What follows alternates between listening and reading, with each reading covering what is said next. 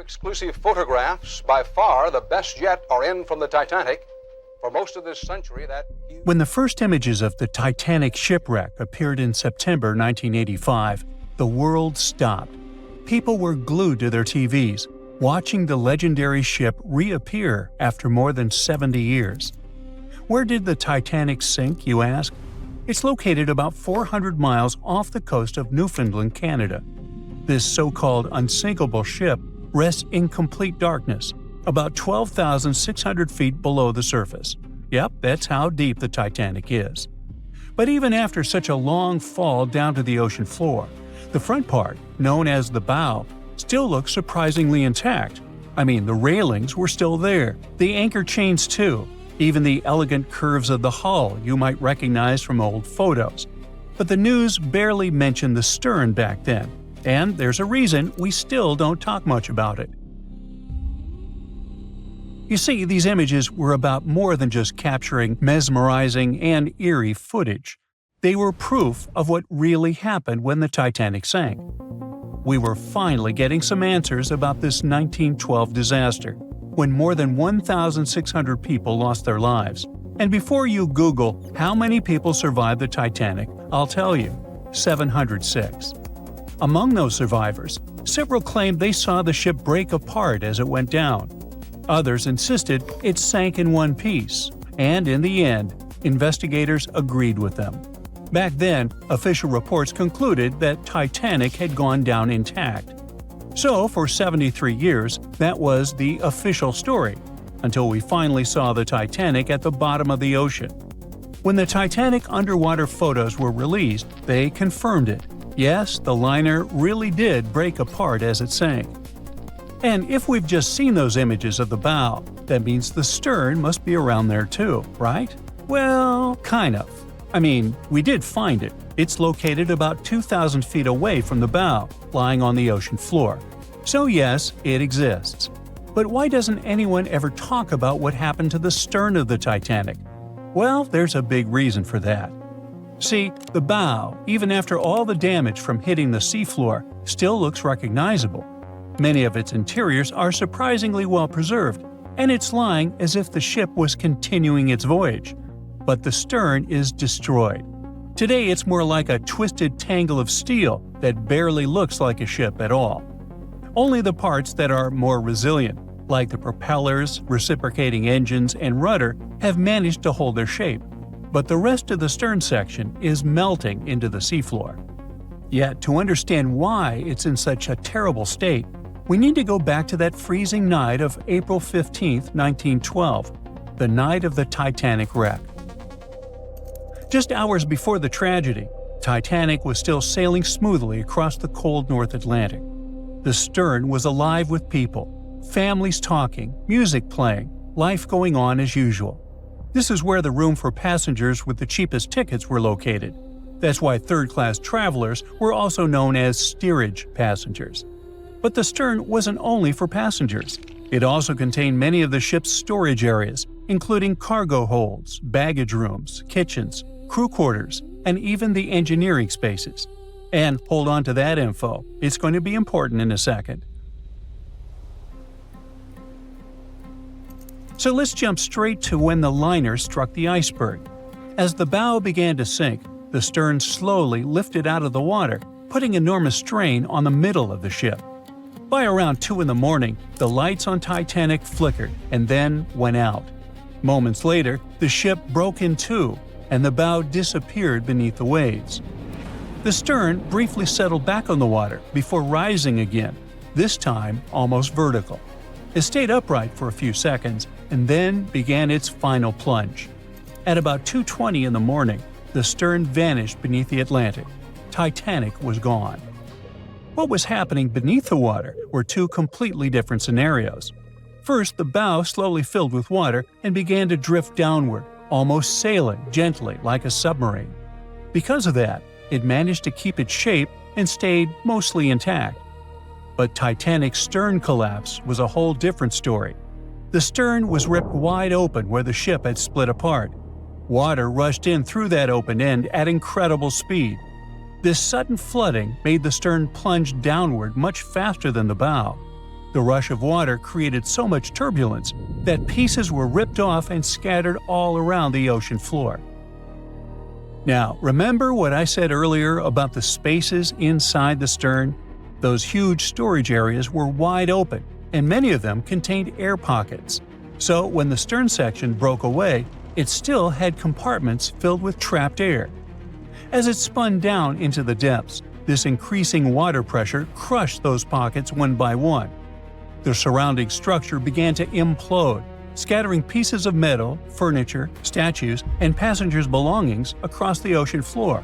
So many experts believe the immense water pressure made that section collapse as it sank, and that's why we can't see much of it today. And now you know the answer to the Titanic back section mystery. We don't talk about it much, simply because there's not much left to see. It's like the part of the Titanic story that's too broken or too painful to talk about openly. The side of the ship that truly feels lost. And sorry to say this, but that's the future of the bow, too. I mean, it won't be there forever. The iconic shape of the wreck is changing year after year, and not in a good way. The front part of the Titanic is deteriorating, and one day it'll be entirely gone. Down on the seabed, the Titanic faces enormous pressure, nearly 390 times greater than at the surface. The good news is there aren't any air pockets left inside the ship, so big implosions won't happen again. But the bad news is that the ship's own weight is now helping to tear it apart. As those 52,000 tons of steel slowly settle into the ocean floor, they twist and pull on the hull. Submersible missions have already spotted large cracks running through the steel plates, and even the decks themselves are starting to cave in. And there's something else. The wreck might look cool and spooky today, but that actually comes from a thick layer of bacteria and microbes covering it. The problem is, they're slowly eating the Titanic. Yep, most of the corrosion happening down there is caused by bacteria, and this is gradually weakening the entire structure. Steel plates, beams, and supports are getting thinner every year. Scientists estimate that the ship is losing between 0.13 and 0.2 tons of iron every single day. Still, even at that rate, the wreck won't vanish overnight. Experts believe it could take up to 420 years for the liner to disappear completely. Until then, we'll keep watching this sad but natural process unfold. Parts of the ship have been falling apart little by little since the night when Titanic sank. And a lot has already changed since we started taking underwater photos, like the railing sections that have dropped and the ceiling in the captain's bathroom that's collapsed. That's why so many expeditions are now focused on capturing footage and detailed scans of the Titanic shipwreck to preserve its memory before the ocean takes it all.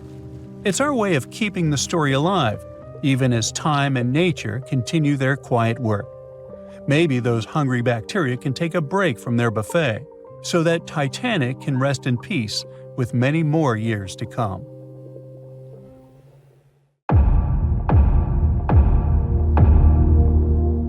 There were no binoculars on board the famous Titanic on the night when they were needed the most. The lookouts were blind, helpless, and doomed, and the ship went down, taking hundreds of lives, right?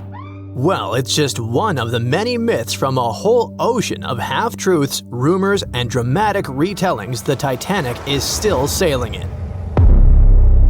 There were binoculars on board. The real issue was access. The binoculars were locked in a cabinet in the crow's nest, which is the lookout point, but the key went missing. A crew member named David Blair, who was supposed to be on the Titanic, was reassigned to a different ship at the last minute. He forgot to leave the key behind. The key to saving hundreds of lives, literally, was sitting in his pocket far away as the Titanic was going down. But we'll never find out what would have happened if the key had been there. The sky was clear that night, but there wasn't a moon to light the way, and there was no wind, so the sea was glassy, and there were no ripples, which are the usual warning signs of icebergs floating around.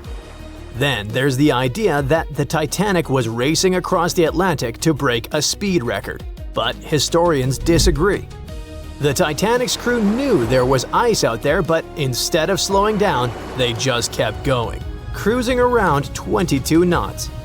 That's only a couple of knots slower than her top speed, but the Titanic wasn't being pushed to her limits. Many of her furnaces weren't even fully stoked. And it was normal practice for that time to just keep going and trust those on the lookout to spot the ice before the ship hits it. Those massive Atlantic liners weren't about taking it easy. They were about being perfectly on time. Ships like the Titanic were basically the express trains of the sea, and any delay would have been a PR disaster. So, yeah, they knew the risks, but didn't think it was a big deal. After all, plenty of ships had close calls before and came out okay. They didn't see ice as a huge threat those days, and weren't even afraid of head-on collisions. And have you heard that the White Star Line, the company that owned the Titanic, marketed it as unsinkable? In 1910, the company was hyping up their two new ocean giants, the Titanic and her sister ship, the Olympic. Their ads proudly declared these ships were designed to be unsinkable. What the company meant by it was that, on paper, the design should keep them afloat. Later on, they even had to clarify that they never promised the ships were actually unsinkable. By 1911, before the Titanic even hit the water, magazines were already running wild with the idea. Writers were calling her practically unsinkable, pointing to her fancy new watertight compartments as proof. And just like that, a legend was born before the ship even left the dock. After she went down, even one of White Star Line's own executives admitted during the official inquiry that when he first heard the news, he didn't believe it. He genuinely believed the Titanic couldn't sink. But that whole unsinkable thing was never the main selling point. White Star Line wasn't really pushing safety, but selling luxury. The Titanic was supposed to be the crown jewel of ocean travel, massive, elegant, and dripping in comfort. Another story that just stuck with us is that before the iceberg even struck, a coal fire was burning away in one of the Titanic's bunkers. It weakened the ship's hull and made it more vulnerable. Some people even say that fire caused or accelerated the sinking. Well, it's partially true. There was a coal fire in one of the Titanic's coal bunkers before the voyage. Fires in coal bunkers weren't unusual in steamships of the time. They could smolder for days. But it was nothing like a fire that would be raging uncontrollably. Historical timelines, crew logs, and structural analysis all indicate that a fire of such intensity and in such a position couldn't have caused fatal structural damage. If the fire had done that much harm, the ship might have failed even before the collision. But the Titanic stayed afloat for over 2 hours, which means the real villain was still the iceberg. Another twist to the fire story is that it could have distracted the crew, preventing them from dealing with the iceberg situation properly. That sounds more plausible, but still, that's not the same as saying the fire was the real culprit. Speaking of the real culprits, there's no doubt it was an iceberg, but the scale of disaster it caused was way more subtle than a big movie-style gash in the hull. Instead, it produced many tiny fractures in the ship's rivets, seams, and metal joints. Each fracture was almost unnoticeable, but because the ship was cruising, the water was steadily running through those micro gaps under pressure. It slowly seeped into multiple compartments and filled 6 of the watertight sections. The Titanic lingered, hovered, took on water, and was failing compartment after compartment. She sank over a period of 2 hours, rather than going down in minutes. If the iceberg had catastrophically torn open the hull, the ship would have gone down almost immediately, and people would have had no time to react and escape. Sadly, not all of them had that chance anyway. You probably recall the heartbreaking scene from the Titanic movie, where third-class passengers attempt to escape to the decks, but they are locked below in their section. Well, it's only partially true. Yes, there were barriers separating passenger classes, but they were mostly in place to comply with U.S. immigration laws. Third-class passengers going to America in search of a new life had to pass health checks and immigration processing. That's why they were traveling on separate decks. There were some lifeboats for them, although not in the third-class sections of the ship, so they would have to navigate a maze of corridors and stairs to reach the top. And many of the third-class passengers didn't even want to try, as they didn't want to leave their luggage behind. In the end, only about a quarter of the third-class passengers survived, but no one forcefully kept them on the lower decks. Now let's switch gears and discuss the Titanic facts that people used to deny or overlook, but which have since been proven true. For example, most deck plans and diagrams you've seen in Titanic documentaries don't show a hidden deck down under the waterline called the inner bottom. Many outside engineers did not fully understand or discuss it. This hidden deck stretched nearly the full length of the ship and had 44 separate watertight tanks. Most of them were for water ballast, some for fresh water. There were also wing tanks, port and starboard, which helped with balance. The inner bottom was like the ship's built-in organizer. It divided the Titanic into separate sections, allowing different parts to remain balanced and easier to control. It was designed to stay afloat with up to 4 of the forward compartments flooded. Sadly, the rendezvous with the iceberg opened 6 compartments, and you know what happened next. And finally, my personal favorite Titanic myth is that the ship split cleanly in half, like some Hollywood action scene. Blame James Cameron for that one. We all cried when we saw it, but reality was way uglier. For many years after the tragedy, survivors couldn't all agree on what they saw. Some said the ship went down whole. Others swore it broke apart.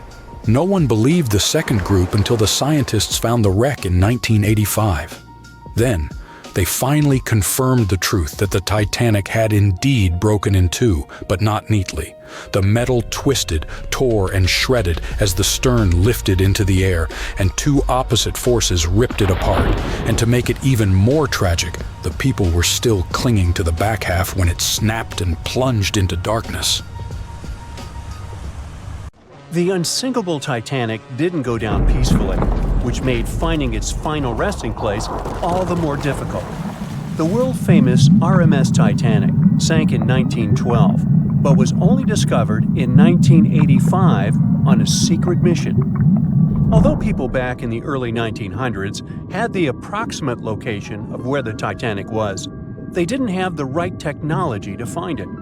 As it went under, the ship sent several CQD signals, standing for Come Quickly, Distress, to a nearby ship named Carpathia.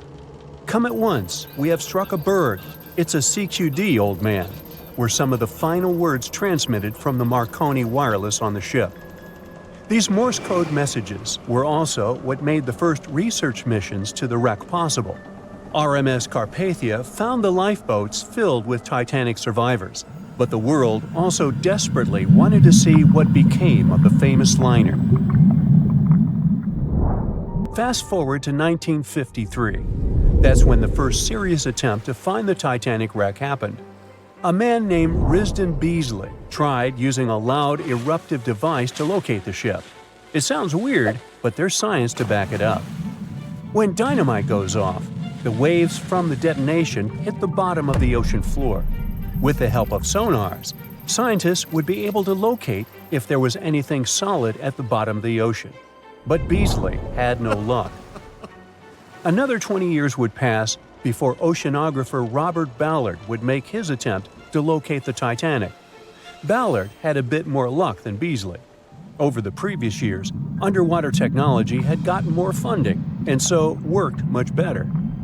He tried it the first time in 1977. Ballard partnered with the Woods Hole Oceanographic Institution on a mission to map the ocean floor. While the institute hired him to test out their new mapping technology, Ballard's intention was to go a little further and find the Titanic wreck. In the middle of this new technological ship, there was a hole that allowed for a long pipe to be extended into the water just above the ocean floor. Attached to the end of this pipe, Ballard installed a pod with sonars and cameras. They thought they were in for something big, and so they took the ship to sea to run some tests. That's when, on a trial run, adversity struck. The drill pipe broke, sending all of their expensive material to the bottom of the ocean floor, just like the Titanic. When Ballard failed, another important character came into this story, a man named Jack Grimm, an eccentric oil tycoon.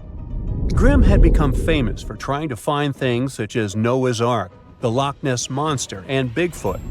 He also tried to prove the hollow Earth theory, that says that the interior of Earth is entirely hollow and hosts underground cities and nations. His search consisted of trying to find a large hole on the North Pole and thus venturing inside the hollow Earth. After his attempts failed, he set his eyes on the jewel liner that had sunk, the RMS Titanic. Grimm had the money, but he didn't have the know-how. So, as a billionaire, he made a big donation to Columbia University and asked in return to use some of their equipment. He hired a team of highly qualified scientists to help operate the machinery. Here's where it gets a little strange. Jack Grimm was a believer in folklore and non-conventional ways of doing things. So he brought a monkey on board and surprised the research team. This monkey, called Titan, was believed to point to a map and locate lost things. In this case, the Titanic. The scientists went crazy when the monkey appeared and told Grimm it was either them or the monkey. This expedition left Florida without Titan. Yes, there would be no monkey business. They set the course to the exact location of Titanic's last distress signal. They arrived, examined every inch of the ocean floor, but still found nothing. Grimm's first expedition lasted 3 weeks, but unfortunately, they found absolutely nothing. They tried a particularly good search method known as mowing the lawn, where they mimic such movements to map every inch of a larger area around Titanic's distress coordinates. The reasons for failure were important defects in the equipment and terrible weather. That's when that prior searcher of the lost Titanic came back into the picture, Robert Ballard. He didn't have the millions Jack Grimm had, but he had one thing going for him.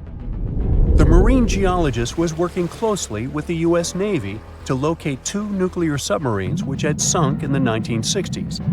Ballard himself says he was living 2 lives, one as a researcher and the other as a Navy intelligence officer. The deal was simple. He'd have a green light to search for the Titanic after he found the 2 missing submarines. To find Thresher and Scorpion, he used an unmanned submarine vehicle called Argo. Argo was like a little snow sled. It was attached to a bigger ship that sailed above the water. Argo was connected to the ship by a long cable, and it was piloted by a team on board. The sled had sonars and cameras that provided real-time imaging of the ocean floor, so it was a real advancement on other attempts. After much thinking, he had a eureka moment. He supposed the force of the wreck should have left a comet trail that led back to the ship. While searching for the Titanic, most people had tried to find the ship itself. But until then, it had been trying to find a needle in a haystack. That's why Ballard's logic was so brilliant. He needed to invert the order. He had another obstacle on his hands: time. He could only look for the ship after finding the lost subs. And by the time that happened, he had 12 days left. He teamed up with another scientist, and they applied the mowing the lawn method to map the ocean bed. Another important piece of information that most researchers left out was that there was a sea current moving south on the day of the disaster. This meant that the debris field should be south of the distress signal coordinates. To save time and resources, he would do a quick reconnaissance of the ocean floor, spacing lines more than 3 miles apart to look for debris fields. He also relied more on the camera visuals than on the sonar signals. His team took turns piloting Argo and watching the video. Days rolled by, with nothing but the empty ocean floor showing up. Until the rocks they were used to seeing started to look like man-made debris. Suddenly, there it was, the Titanic's boiler. Ballard was right. The debris field would take them back to the ship. After 73 years of searching, they had finally found the Titanic wreck.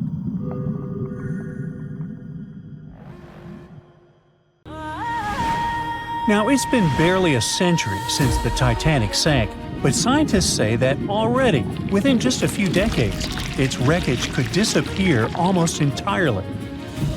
Meanwhile, a Greek wooden shipwreck that's around 2,400 years old is still looking good.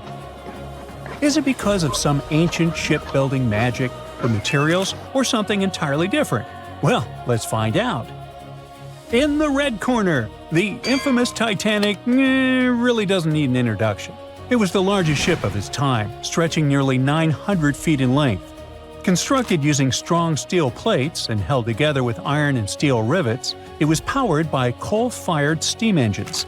Inside were dining rooms, elevators, even a swimming pool. In 1912, Titanic set out from Southampton, heading for New York, with about 2,200 people on board. 4 days later, it hit an iceberg. The hull tore open, water rushed in, and the unsinkable ship went to the bottom of the North Atlantic, nearly 2.5 miles down. When explorers finally found it in 1985, it looked surprisingly complete, with 2 large pieces mostly intact. But time, pressure, and salt water have been eating away at it ever since. Parts like railings have fallen apart, decks have sunk, and entire sections are starting to break down. At this rate, experts believe that by around 2037, most of what's left could be gone. Meanwhile, in the blue corner is the Greek Challenger. In 2018, researchers exploring the Black Sea made a very different kind of discovery. About 6,600 feet below the surface, they found a Greek merchant ship that sank around 400 BCE. Now, it's only about 75 feet long, but it's still clearly recognizable as a ship. The mast and rudder are visible. It was most likely a cargo ship, built for short and medium-range trips, transporting goods between ports rather than across open oceans. Whatever happened, it sank deep in the Black Sea and stayed there, surprisingly well preserved. The wood hasn't disintegrated, and the shape of the ship is still easy to recognize even after so much time. This doesn't seem possible, but the explanation is really cool. In almost every situation, wood is far less resilient than steel. Steel is one of the strongest materials humans have ever made.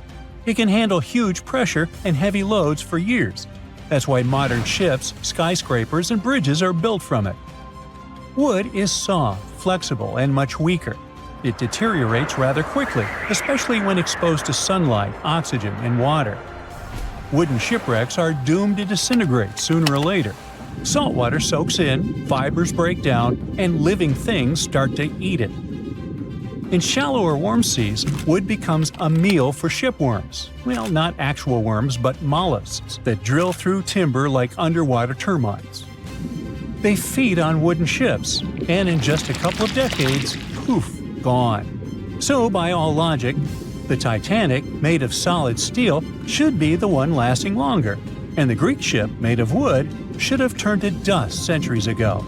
But that's only true when both are exposed to a similar environment. Titanic's remains are in the North Atlantic. It's one of the harshest environments on Earth. The wreck lies about 12,500 feet deep, where the pressure is more than 370 times greater than at the surface. Temperatures hover just above freezing, and the water is loaded with salt and dissolved oxygen. When iron and steel meet oxygen and salt water, they form iron oxide, or rust. But the Titanic's decay isn't just chemical, it's also biological. In the 1990s, scientists discovered special bacteria on the wreck called Halomonas titanicae. These microbes actually feed on the metal itself, building fragile, icicle-shaped formations called rusticles. Rusticles may look solid, but they're brittle and hollow, like coral made of rust. As they grow, they break off, taking bits of the ship with them. Every rusticle that falls means a little more of the Titanic disappears. Add to that strong underwater currents and deep-sea pressure, and it's easy to understand why the wreck is slowly collapsing in on itself. The Black Sea, on the other hand, has some fascinating traits that make it unique. Its structure is like a giant layer cake, made of 2 completely different oceans stacked on top of each other. At the top, you have regular seawater, full of oxygen and marine life. But below about 600 feet, it's quite the opposite. The deeper layer is dense, salty, and completely cut off from the surface. Scientists call this stratification, meaning the layers don't mix much, kind of like oil and vinegar after they've settled in a bottle. That happens because rivers on one side bring in a lot of fresh water, while salty water from the Mediterranean sneaks in through a narrow passage near Turkey.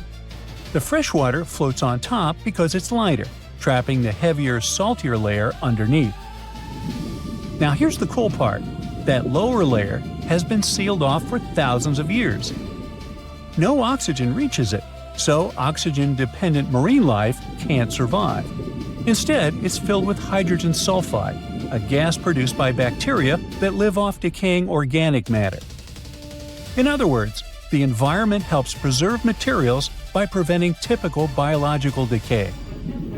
Without oxygen and living creatures to feed on wood or metal, whatever sinks there basically ends up frozen in time for quite a while. And it really works. Even delicate things like rope, leather, and fabric have survived at those depths. That's why archaeologists love this place. They've recorded over 60 shipwrecks – Greek, Roman, Byzantine, and Ottoman, many of them remarkably well preserved. Ancient shipbuilders were true artists. They didn't have machines or metal welding, but they knew how to make wood strong enough to survive storms and long voyages.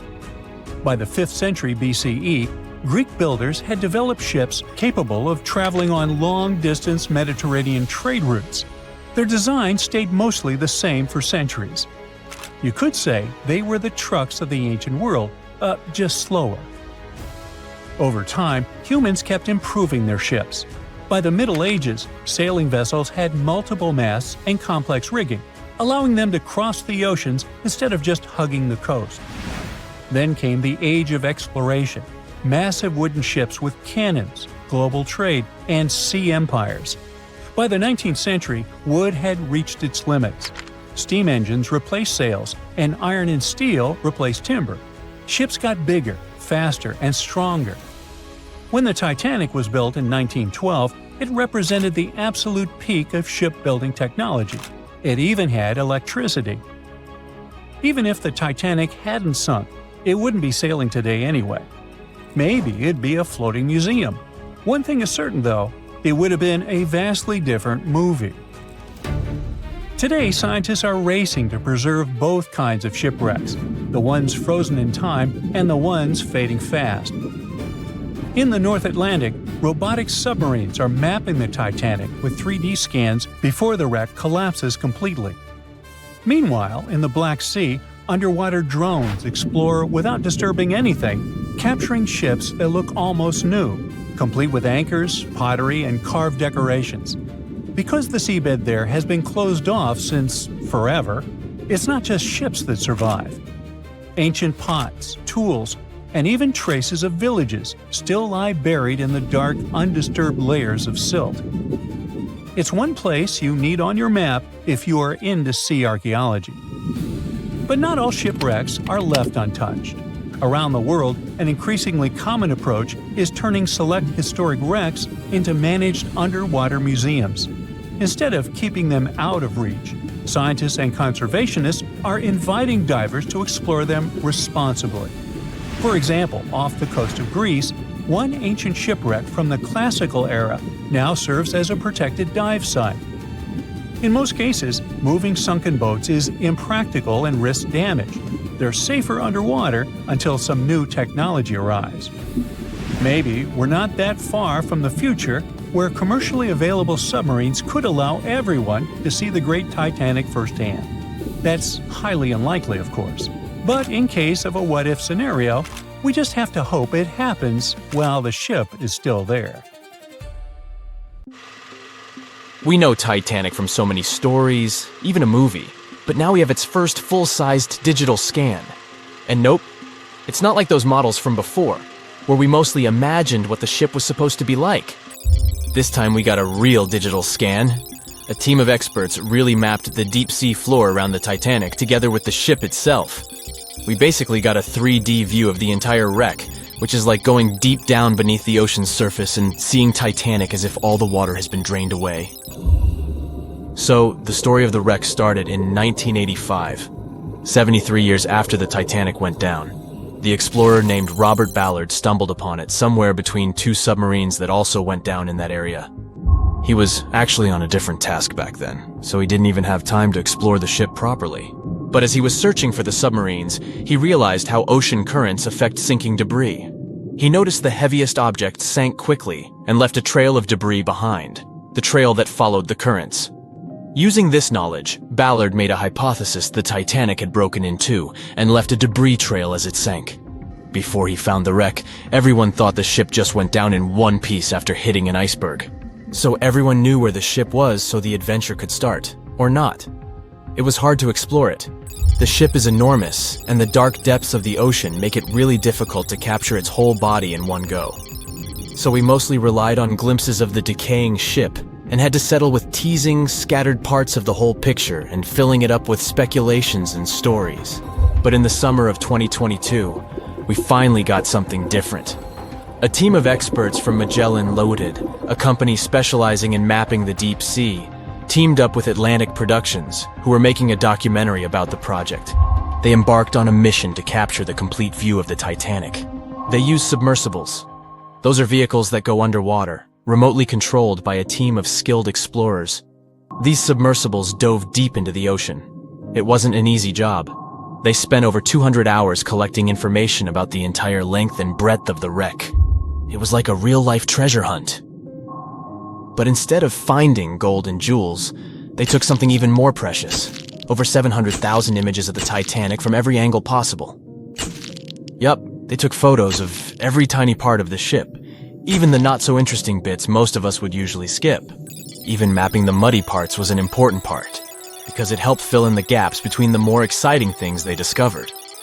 And this was a way for all of us to finally get a detailed 3D reconstruction. Even though it's been more than 100 years, you can still recognize the bow of the Titanic, covered in rust that hangs down like stalactites. On top of the bow is the boat deck, where a big hole gives us a glimpse into the empty space where the grand staircase once stood, like a window into the ship's glamorous past. Its stern is now a wild mess of twisted metal. As the Titanic went down, this part collapsed and spiraled into the seabed. The bow and the stern ended up separated by about 2,600 feet. There's a vast field of debris surrounding this giant, stuck on the seafloor. This debris is like a scattered treasure trove, full of intricate metalwork from the ship, statues, and even unopened champagne bottles. There are also personal belongings that went down together with the ship, like dozens of shoes resting across the seafloor. It was a tough task to do, go down and take all those pictures. It may not sound that hard at first, considering it was the vehicle that really immersed itself into such deep parts of the ocean, not the people. But studying the ocean is hard. We haven't explored, mapped, or even seen over 80% of it. The conditions are harsh, and the pressure becomes more intense the deeper you go. And their vehicle had to dive down to nearly 13,120 feet below the surface.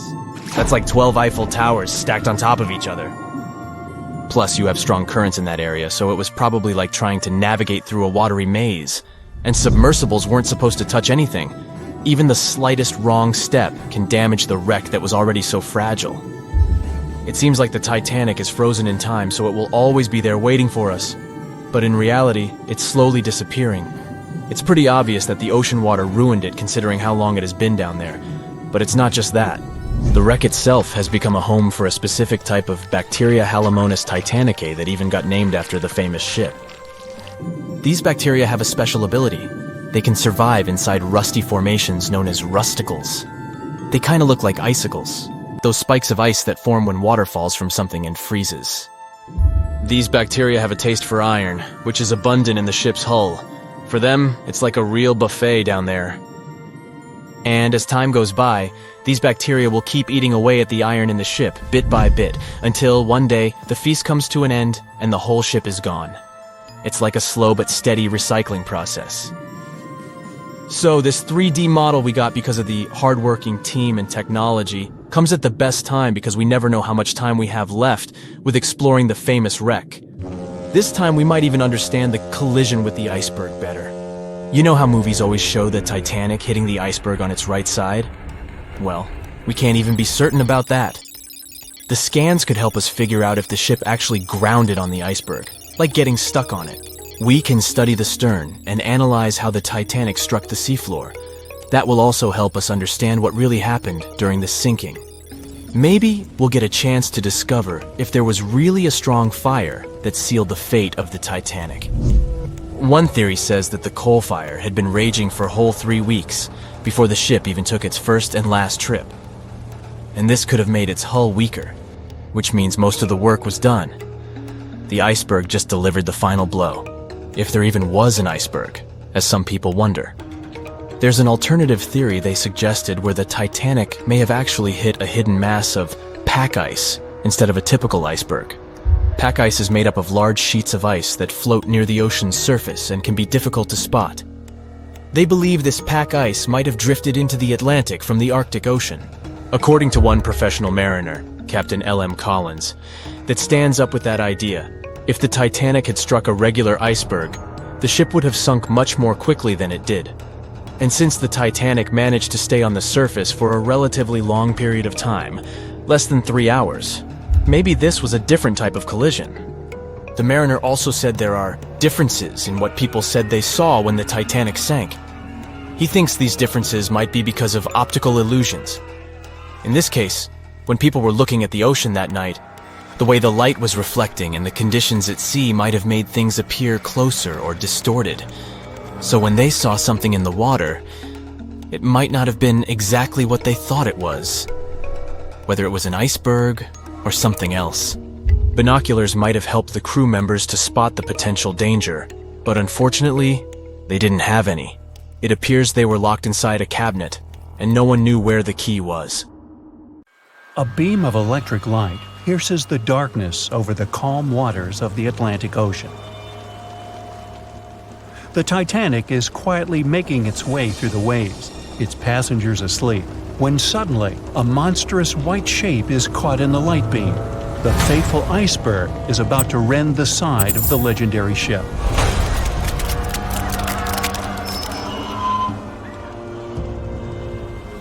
April 14, 1912. Only 2 days before someone will take a photo of a giant iceberg with a pretty unusual elliptical shape. It turns out that this iceberg most likely formed out of snow that fell 100,000 years ago. Researchers used computer modeling to figure out its origin. They used data from 1912 and added some new information about winds and ocean currents. They concluded that the iceberg was probably a part of a small cluster of glaciers in southwest Greenland. These days, it's possible to calculate the routes of such icebergs in any given year in the past. So the infamous chunk of ice was on its way from Greenland to an area further south from Cornwall. If the ship had passed through that region only 2 days later, the iceberg would have moved far away from the point where they met. At first, the weight of the most well-known iceberg in the world was 75 million tons. With time, it started to slowly melt away.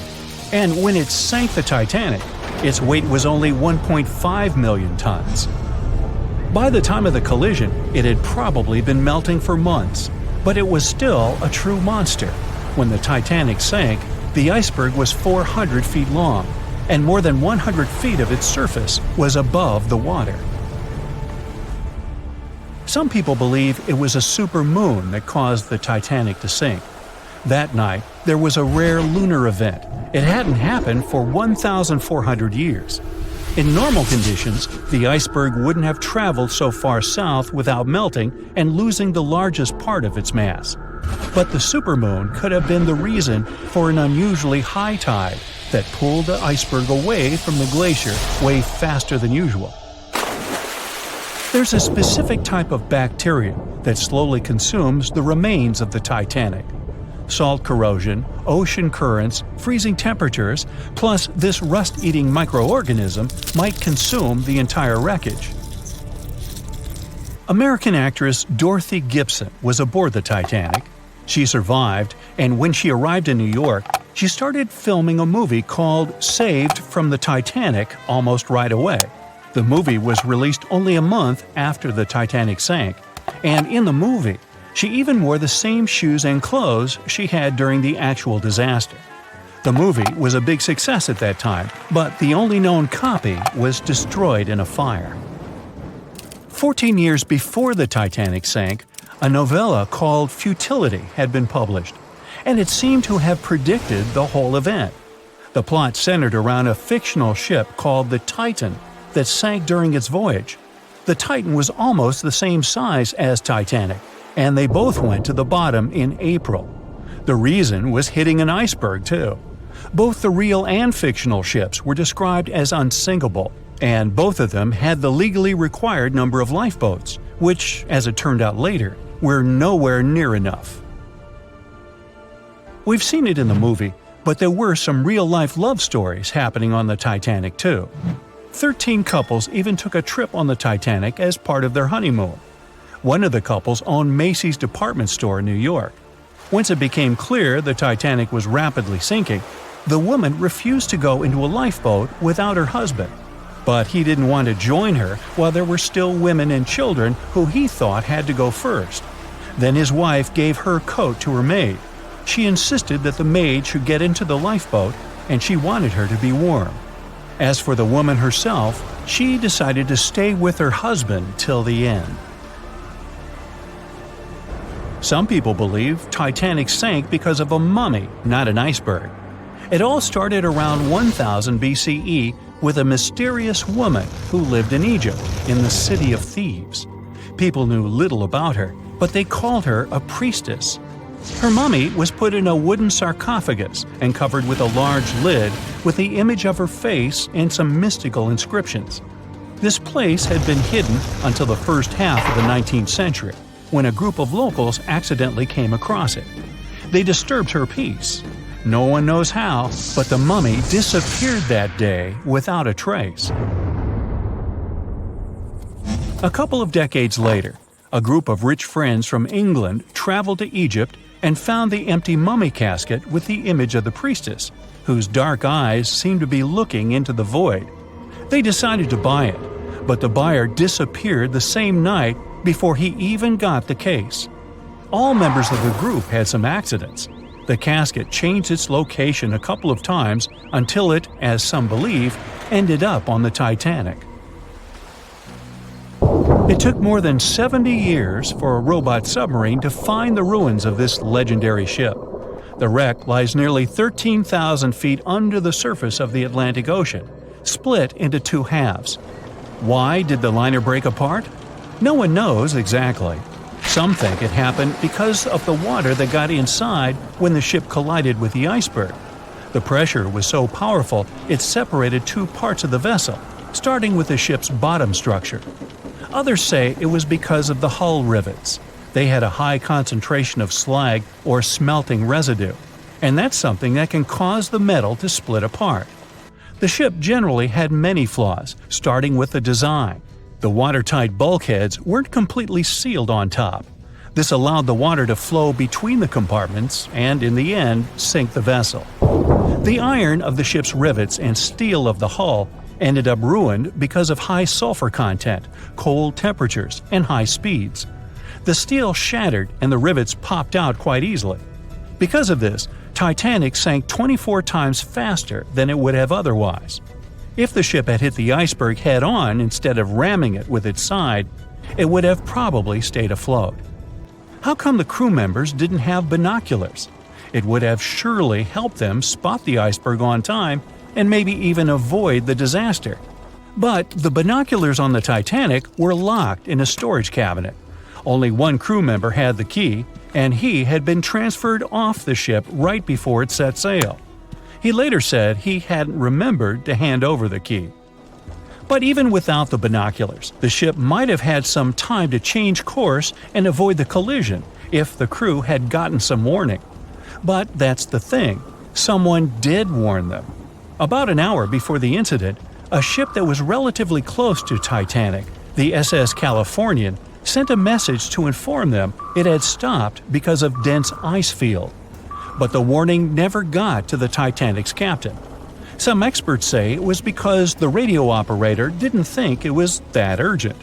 And later, the SS Californian said they didn't get a call for help from the Titanic because their radio operator was off duty. Some say the crew on the Titanic couldn't spot the iceberg on time because of an optical illusion. Atmospheric conditions that night probably caused super refraction, which could have camouflaged the berg. After all, no one actually saw the iceberg until it was too close to the ship to somehow avoid the crash. Not even a whole minute passed between the moment they saw the iceberg and the collision. It was only 37 seconds, and it took Titanic 2 hours and 40 minutes to disappear below the ocean's waves.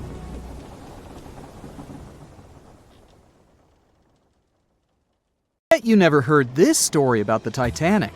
So, this massive luxury ocean liner was heading out of Southampton on its first voyage to New York with over 2,000 passengers and crew on board.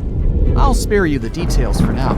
You know how it all went down. Since there were a lot of things that went wrong during its short lifespan, some couldn't help but wonder, was it really bad luck? Or was there some mysterious force behind the ruckus? Well, for starters, right as it was leaving the harbor, the Titanic nearly crashed into another ship, called the SS New York. How did that happen? Well, 6 tugboats had to pull the massive Titanic into the river to begin its journey. Captain Smith was in charge, but let's be honest, he probably needed a few more cups of coffee before making any big decisions. So, as the Titanic was speeding along, minding her own business, she passed the New York and the Oceanic ships. The Titanic decided to make a left turn, but the suction was just too much for the poor New York. She started to drift off towards the Titanic. The Oceanic was leaning so much, her gangplank smacked into the water like a belly flop in the pool. Thankfully, the captain of one of the tugboats was there to save the day. He used his trusty megaphone to call the Vulcan to the port side of the Titanic to pick up some crew members. He then noticed the New York in trouble and acted quickly, throwing a line to slow her down. The Titanic's captain was probably scratching his head, wondering how to handle these big ships like the Titanic. That's because he'd only recently experienced sailing on larger ships. Close one, right? Well, it was just part of the story. As it turns out, the huge list of misfortunes might have started even earlier. Another theory suggests that during the ship's construction days in Northern Ireland, a fire broke out in the coal bunkers. Talk about a rocky start. If this information is correct, then the ship's hull may have been affected by the incident before it even set sail. Fans of this theory argue that a fire popped up inside one of the Titanic's large coal bunkers and really damaged an important segment of the ship's hull. Some claim there's even photographic evidence to back this up.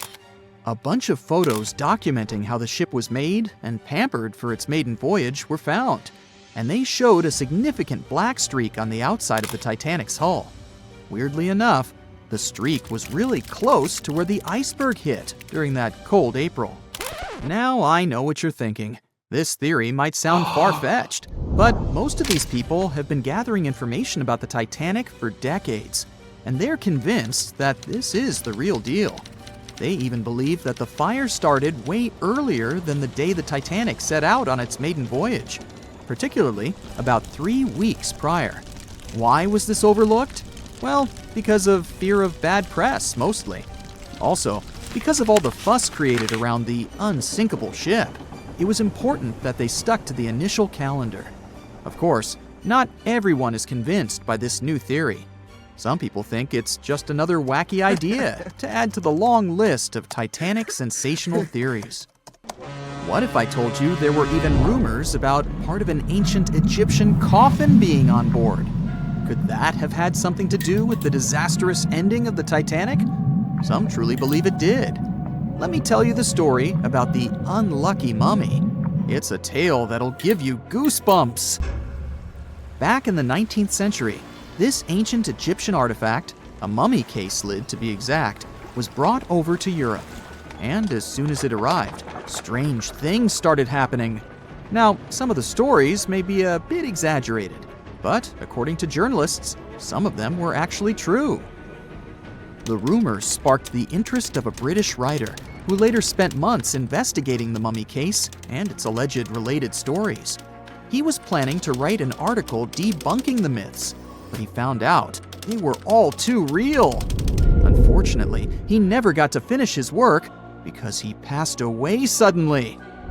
Others believed that the mummy case was guarded by Egyptian elementals. They warned others not to mess with the artifact. The mummy case's history is just as spooky. It was found in Egypt and sold to a certain someone conveniently named Mr. W at a party organized by a well-known English lady. When the mummy case arrived in England, it was given to Mr. W's sister, who immediately suffered from financial losses and other troubles. A photographer who took a picture of the case claimed that he captured a living woman's face on the film. The mummy case eventually ended up in the British Museum, and it's still there today. However, rumors say that it was aboard the Titanic and was responsible for its sinking. But don't believe everything you hear. Some sources claim the mummy case never left the British Museum, and the rumor was started by a journalist named William Stead. He was actually a passenger on the Titanic, and he supposedly told his fellow passengers about the ill-fated mummy before the ship went down. Is that what happens when you tempt fate? Seriously doubt it, but it does make you wonder, doesn't it? It gets even weirder, trust me! About 50 passengers got cold feet before the ship took off, and they refused to board the Titanic at the last minute, even if it meant that they'd lose the cost of the ticket. They just had an extremely bad feeling about the whole deal, and even an Irish astrologer warned against making the voyage on the Titanic. I doubt he saw a big ol' iceberg hidden somewhere in the stars, but it does add up to the mystique surrounding the Titanic. And do you know what's even worse? The fact that the ship's binoculars, which could have helped prevent the iceberg collision, were locked up. Apparently, those binoculars could have been used by lookouts on that fateful night. But guess what? The key was held by David Blair, an officer who was sadly bumped from the crew before the ship's departure. Poor guy. He probably didn't even know what he was holding on to. Now, some historians think that if those binoculars were in use, the iceberg might have been spotted earlier. But hey, let's not point fingers here. Others argue that it wouldn't have made a difference. Who knows? Maybe the lookout was too busy looking at the stars to notice a giant iceberg in front of them. But seriously, what were they thinking? Locking up the binoculars on a ship that big is like forgetting to pack sunscreen for a trip to the beach. Also, the ship might have been going a bit too fast. Now, I know what you're thinking. Why was the captain in such a hurry?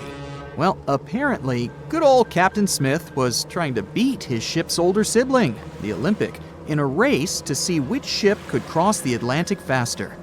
I guess he had a bit of a sibling rivalry going on or something. But here's the thing. Even though there were warnings about icebergs in the area, the Titanic just kept on chugging along at full speed ahead. I mean, come on, guys, it's not rocket science. If you know there are icebergs around, maybe slow down a little bit, right? And then, close to midnight on April 14th, 1912, the Titanic hit that iceberg and sank in the North Atlantic. It also famously had a mere 16 lifeboats and 4 collapsible dinghies on board.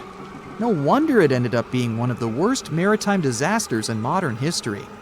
After the whole event, people started believing in life beyond the veil and contacted mediums hoping for signs from the ones they had lost at sea. Can't say I blame them, though there's no verified story of someone managing to contact a Titanic passenger from the beyond, though. In the Titanic movie, you won't see any fumes above the 4th funnel of the legendary ocean liner, and it's not a mistake. Back in 1911, the year before the Dream ship's departure, large ships would mostly sail with 4 chimneys. They needed those to draw heat and fumes from their massive boilers. The Titanic was a real engineering gem that only needed 3 chimneys to function. So the 4th was added for balance and more impressive looks. The White Star Line thought the public would have been disappointed to see only 3 pipes on the greatest ship of all time. The Titanic's sister ships, the Olympic and the Britannic, also had 1 fake funnel each for the same reason. The dummy chimney wasn't completely useless and served for ventilation. It took out the fumes from the machine spaces in the lower decks and from one of the first-class general rooms. One big ventilation funnel, instead of several small ones, helped to declutter the upper decks and left more open space for passengers to enjoy their strolls. When Titanic went down, the funnels, each weighing 60 tons, went down with the rest of the ship.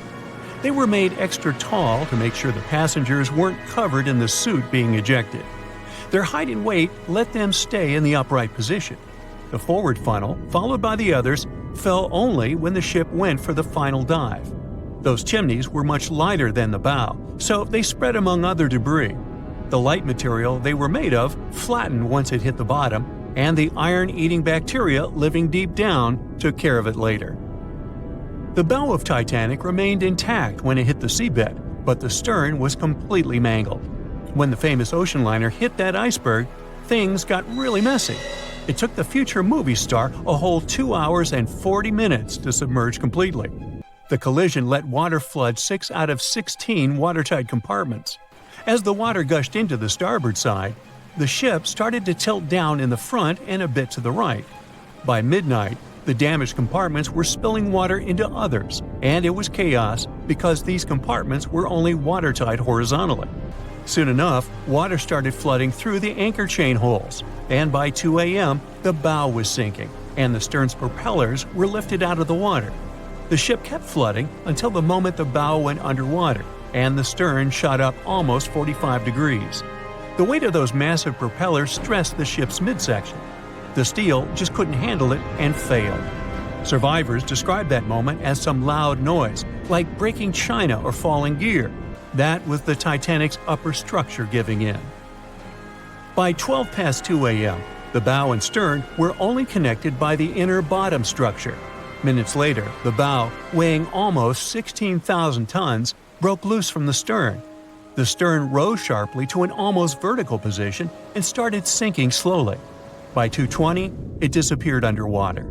The bow was cruising down at about 13 miles per hour and had hit the ocean floor almost a half an hour before the stern. The two parts of the Titanic now lie 2,000 feet apart, pointing in different directions. The bow remained mostly intact, just covered in mud. The stern turned into a tangled wreck because of the implosions it went through during the descent. The air trapped within the structure just couldn't handle the increasing pressure of the water deep down. Signal rockets played a big part in the Titanic's tragedy. When a ship goes down, you're supposed to shoot up red flares to signal trouble. But someone decided to stock Titanic with white lights instead of the usual red ones. So when the ship smacked into that iceberg, the crew fired off white flares. The SS Californian was passing nearby, and his captain knew the Titanic was in a dangerous iceberg zone. The crew didn't spot the sinking Titanic, but they sure saw those white rockets. The radio between the ships was useless because the Californian's operator switched it off. The captain had a gut feeling something was off, so he flashed a Morse code light signal at Titanic. But he received no reply because the Titanic had already gone underwater. There was another ship, Samson, sailing alongside the Titanic. It had plenty of illegally hunted frozen seal meat from Canadian waters abroad, so it was sailing with lights off to remain unnoticed.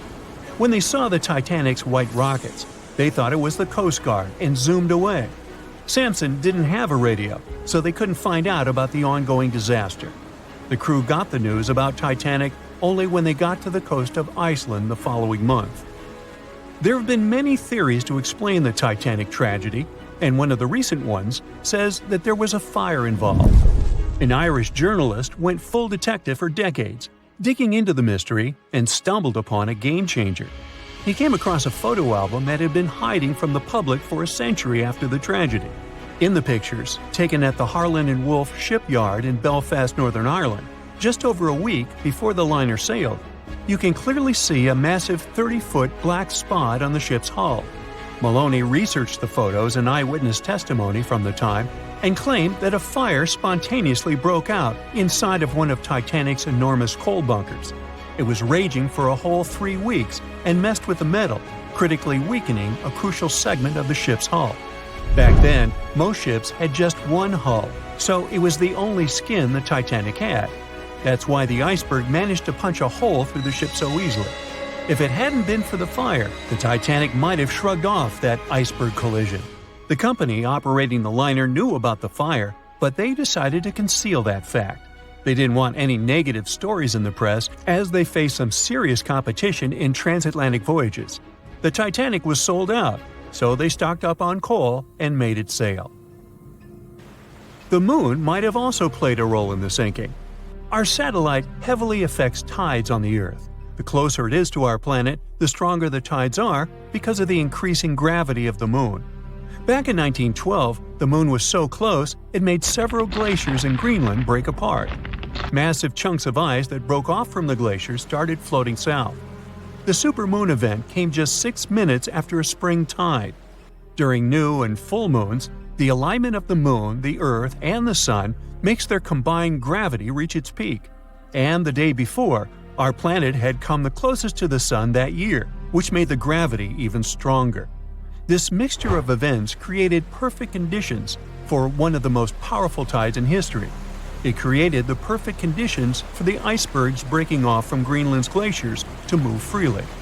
Opponents of this theory say that the difference in tidal force wasn't actually that big, and it couldn't have been the main cause of the sinking. The iceberg tore down the side of the ship, leaving a huge opening in the hull.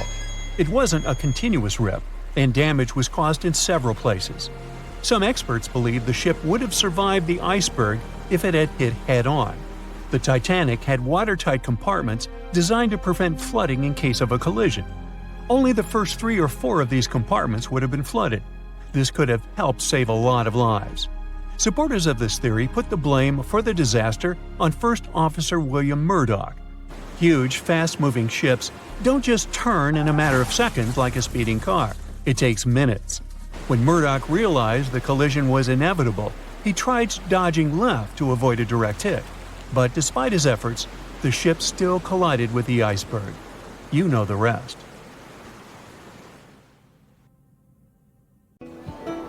On April 10, 1912, crowds gathered at Southampton Beach to wave off what was, at the time, the world's largest and most prestigious ship, the RMS Titanic. The cost of the most expensive first-class parlor ticket was $4,350. That's around $70,000 in today's money. But barely 5 days after steaming away, the ship was swallowed by the Atlantic Ocean. So let's rewind and go back to what actually happened on that fateful night. The captain wanted to set a speed record for the ship's maiden voyage and arrive early. The ship was deemed unsinkable, so he went full throttle into the dark Arctic waters. After spotting the 100-foot iceberg, the crew desperately tried to steer the vessel away and avoid the collision, but the Titanic was traveling too fast, and the iceberg tore down the side of the ship, creating a huge opening in the hull.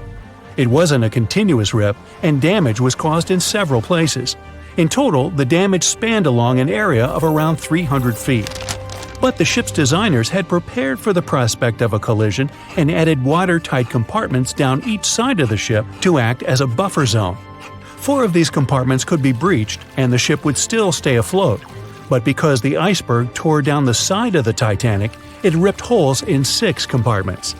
The compartments didn't extend up the total height of all decks and weren't actually sealed at the top.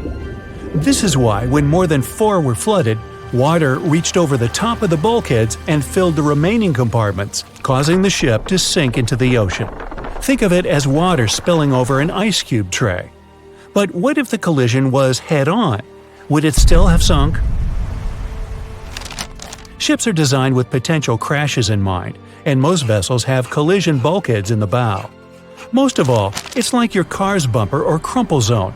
It's a safety feature that can withstand a direct hit. The bow could have taken some of the impact, and some experts have suggested that if it hit head-on, only 2 to 4 of the watertight compartments would have been flooded. So, in theory, the Titanic might not have sunk, and it might have even been able to continue sailing to its final destination at a much slower speed. The force of impact would likely have been huge, though. But although passengers would have been injured by the force, they'd have been able to stay on the ship to wait to be rescued by other ships, rather than being forced into the icy waters of the Atlantic. Still, one of the Titanic's designers, Edward Wilding, suggested that the force of the impact might not have actually been that big. He told the British Inquiry that lots of people scarcely felt the collision, and he believed the ship would not have sunk if it did hit the iceberg head-on. The ship was also designed with remotely operated watertight doors between all compartments, so any floods could have been quickly sorted out. Because Titanic had 6 breaches from the side collision, and because it happened so quickly, sealing the doors wouldn't have made a difference, as it was essentially impossible to save it by that point. The ship immediately began to flood, with water pouring in at a rate of roughly 7 tons per second, 15 times faster than it could be pumped out. So, while it sounds like the Titanic would have survived had the ship hit the iceberg head-on, this idea does come with some issues. First off, the collision bulkheads were designed to survive a crash with another ship, not a giant iceberg. If 2 ships collided, both would absorb some of the impact in their bulkheads, sharing the impact and likely staying afloat. But an iceberg is stationary, meaning that Titanic would absorb most of the energy from the collision. If Titanic hit head first, because of the speed it was traveling, the impact would have likely traveled down the whole body of the ship. Just imagine a 46,000-ton ship traveling at around 20 knots. At some point, it hits an iceberg that weighs what could be over 100,000 tons. This collision would likely create a powerful force causing massive damage to the vessel. It is likely that seams would split, staircases would come tumbling down, and rivets would burst open across the ship. All that would have potentially flooded even more compartments. This could have caused Titanic to sink in a matter of minutes rather than hours. But that's just the tip of the iceberg. As we all know, the biggest part of it is hidden underwater. So if Titanic had been traveling head-on, it's likely it would have hit the part of the iceberg below the water first, which would send it veering off course. Hitting an iceberg is not like hitting a brick wall. In this case, the ice under the water would have torn open the bottom of the ship and caused damage to the sides. Icebergs also aren't flat, solid objects. If a flat collision happened, the ship might have stayed afloat, but icebergs come in many shapes and sizes, from domes to wedges. Studies have also been done on the steel used to produce Titanic, and the tests show the metal was about 10 times more brittle than the steel we use today. The ship was built before we understood the effects of low temperature on steel. The old steel used to make the vessel would not bend when faced with freezing temperatures, but break. Recovered pieces of Titanic's hull plates show that the hull just shattered on impact. Hitting head-on would also cause a very severe and abrupt stop, so even if the ship hadn't sunk, there would still have been major issues. Think about when you suddenly hit the brakes on your car, or when the bus stops while you're walking down the aisle and you get flung forward. Passengers would have been thrown across the ship, and because the crash happened at night, most people were sleeping, so wouldn't be able to effectively prepare for any sort of impact. This would result in injuries for most people on board. It would be especially bad for those at the front of the ship, where the accommodation for the off-duty firefighters, greasers, and engineers was. But while passengers and off-duty crew may have been thrown out of bed, there would be a lot more survivors than in the original scenario. Many ships have had head-on collisions and made it back to shore. Not many people know that Titanic actually had 2 sister ships. The White Star Line, the company that built Titanic, also built vessels called Britannic and Olympic. Captained by Edward J. Smith, who would later helm Titanic, the Olympic set off on its maiden voyage in June 1911. But much like Ford's sister ship, disaster was just around the corner.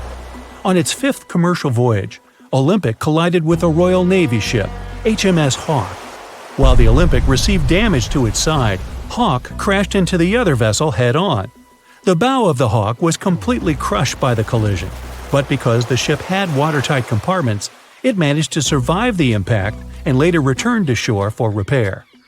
Another study case is the SS Andrea Doria, which was an Italian ocean liner that made global headlines in 1956. Like the Titanic, the Andrea Doria was heading for New York City on its 101st voyage when disaster struck. On July 25th, the vessel collided with the 524-foot Swedish passenger liner Stockholm. The Stockholm hit the ship head-on, but the point of impact for the Andrea Doria was on its side. The front of the Stockholm was completely smashed, but because the impact was on its hull, it managed to survive. The Andrea Doria, however, sadly sank due to the collision being on the side of the ship. So these cases could suggest that maybe the Titanic would have survived had it hit the iceberg head-on. But we have to remember that the Titanic hit the thing full speed, whereas both the Olympic and the Andrea Doria were traveling slower. Everyone knows the story of the Titanic, but not many people know that Titanic had two sister ships, and that on the night of its sinking, one of them was rushing to help but didn't make it in time. Bad luck seemed to follow the trio of ships, but each one of them had glorious moments that live in the minds of those who sailed in them. Keep on watching to discover a story of awe, ingenuity, and ill fate. And don't forget to click the subscribe button and turn notifications on to join us on the bright side of life. You know how the iceberg hit the Titanic, how the band played to the end, and how the whole tragedy unfolded, but before it happened, it would have seemed an impossibility for such a ship to meet the end it did. None of that could have been foreseen by White Star Line, the company who built the Titanic, who had high hopes for what the unsinkable ship and its sister ships, the Britannic and the Olympic, would accomplish. The Olympic was the first of the trio to make sail on June 11, 1911, heading towards New York. The sheer size of it would wow the crowds. The Olympic's maiden voyage went without incident, and a crowd of 8,000 people in New York got to explore its luxurious accommodations while it was docked there. There were high expectations for the massive ship, but just around 2 months later, the Olympic crashed with the HMS Hawke. The Hawke got the brunt of the damage, as the bow was left flat as a pancake. After the crash, the Olympic made its way slowly back to Belfast, where the Titanic was being constructed. On the dock, people could see the two enormous ships side by side, as parts of the Titanic were used to put the Olympic back in shape. A rare sight to behold. And on April 14, 1912, the Titanic hit an iceberg, and minutes later, the crew radioed nearby ships for help. That night, the Olympic was returning from New York when it received the distress signal. The ship turned around and rushed at full speed towards the Titanic, but they were so far away that they would have arrived next night. At some point during the early hours of April 15, 1912, the crew of the Olympic decided they wouldn't make it in time and stopped course. The survivors of the Titanic were eventually rescued by the Carpathia. Olympic was set up with lifeboats for all crew and passengers after the Titanic sank. It went from having 20 lifeboats to 64. Changes were also made to the watertight bulkheads, and an extra hull to construct a type of double hull was installed. It was determined that a double hull would have kept the Titanic from sinking. For several years, Olympic was used in the war effort against Germany. Throughout the years, Olympic carried over 200,000 passengers, which included thousands of Americans fleeing from Europe and troops battling during World War I. One of the most significant moments for this ship was when it struck a German submarine and sank it. It was discovered that the submarine was preparing to fire a torpedo on the Olympic before Olympic rammed it. The Olympic ended up sailing the seas for 3 decades, which earned her the nickname of the Old Reliable, despite some previous accidents. It went on to help the survivors on the HMS Audacious when it was sinking, and do what it couldn't for its sister, Titanic. Eventually, bad luck caught up with the Olympic. The ship crashed with the Nantucket Lightship, and the crash signaled the beginning of the end. Beaten up, and after years of service, the Olympic was demolished and scrapped for parts. The Old Reliable saw many years of service and thousands of passengers, but the Britannic's journey was shorter-lived. When the Titanic sank, White Star Line was faced with a problem since they already had another enormous ship in the works. White Star Line began construction on the HMHS Britannic on November 30th, 1911, around 4 months before the Titanic sank. Although the Britannic was the youngest of the trio of ships, having been constructed last, it was also the biggest.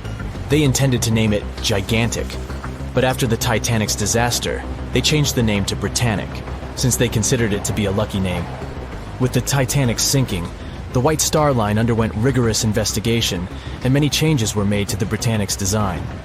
The Britannic looked very similar to the Titanic, and it had what was at the time the largest marine turbine in the world, able to reach faster speeds than the Olympic. With Titanic's fate fresh in their minds, Everything possible was done to ensure the safety of this newer ship. The Britannic was eventually launched on February 26, 1914, almost 2 years after Titanic met its end.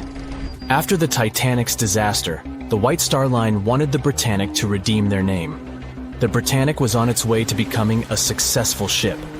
It transported passengers for over a year and a half when the British government requisitioned it and turned it into a hospital ship during the beginning of World War I. The ship became an even more impressive sight to look at.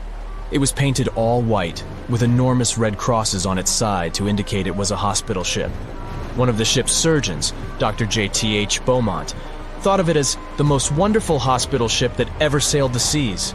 It could treat as many as 3,309 patients at once. This is how the Britannic became His Majesty's Hospital Ship, or HMHS Britannic. Though the sight of this magnificent ship must have put a smile on a wounded soldier's face or two, the Britannic didn't operate for long. Just a year after it was turned into a hospital ship, the Britannic was making its way through the Aegean Sea to pick up wounded soldiers, when it was struck by a loud explosion. The passengers didn't know what had happened, but headed to the deck to disembark. It is unclear what hit the Britannic, but the general consensus is that it was struck by a mine left by a German U-boat, though some still believe a torpedo hit it. The captain tried to move the ship to a beach close by, but the ship was sinking fast. In the desperation, against the captain's orders, several crew members launched lifeboats and disembarked. But since the ship was moving and the propellers working, the lifeboats were sucked and destroyed by the propellers. Though so much effort had gone in to ensure the Britannic was safer than the Titanic, whatever explosion occurred left the Britannic in the same dire condition as the Titanic in just 10 minutes. In a cruel twist of fate, it also sank in the ocean. Unlike Titanic's enormous death toll, only 30 people perished in the sinking of the Britannic, and over 1,000 survived. So many people survived because the accident happened in the morning, when the temperature of the water was warmer and the Greek island Kea was close by to offer help. In the end, the Britannic only sailed the seas for over 2.5 years.